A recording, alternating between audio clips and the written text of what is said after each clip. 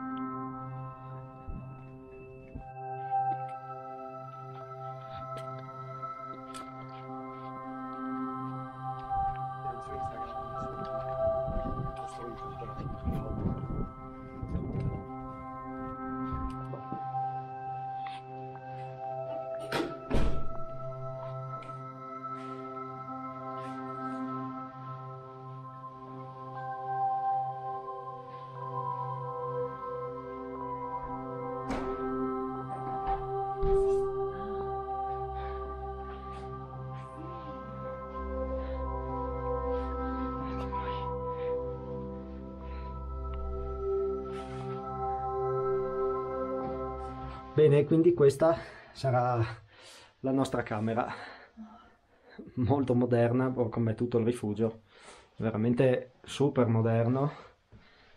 Peccato che fuori c'è un po' di nebbia, ma speriamo che passi. E quindi ce l'abbiamo fatta. Ci abbiamo messo tempo effettivo in cammino, penso circa 4 ore, un poco di più. Tempo effettivo, contando le soste, siamo sulle 5 ore e un quarto, 5 ore e 20.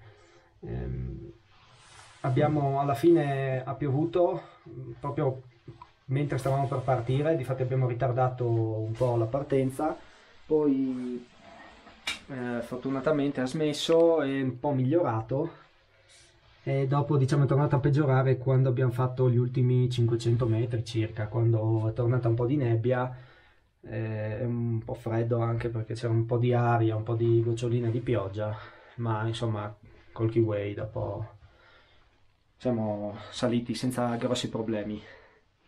Mentre salivamo abbiamo fatto quel pezzettino di sentiero attrezzato che sbuca dove era stato costruito, dove era presente il vecchio rifugio, il vecchio Vittorio Veneto, e poi è stato spostato qui un po' più in su, ed è quello nuovo, e questo è quello nuovo.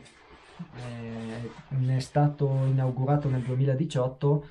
Ha una struttura particolare, ricoperto interamente di rame, e poi insomma è studiato per resistere a venti, neve, credo sia autosufficiente, quindi insomma ha tutta una serie di caratteristiche, ovviamente per riuscire a resistere a 3000 metri. Questo rifugio qua è a 3026 metri.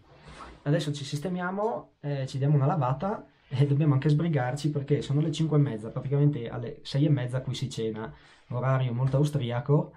Per fortuna ancora mezzo panino nello zaino, che stasera verso le 10 me lo mangio. Quindi ci sentiamo dopo o domani.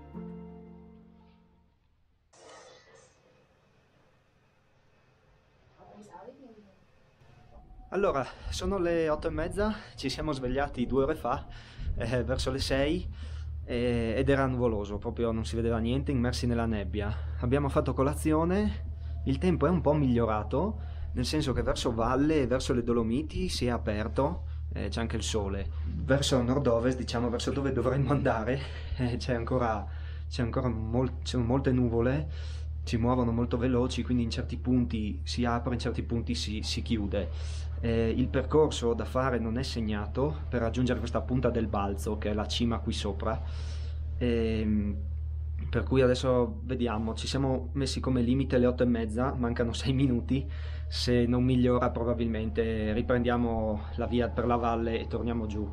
L'idea era appunto salire su questa punta del Balzo e poi da lì eventualmente vedere com'era la via su ghiacciaio per arrivare al Sasso Nero.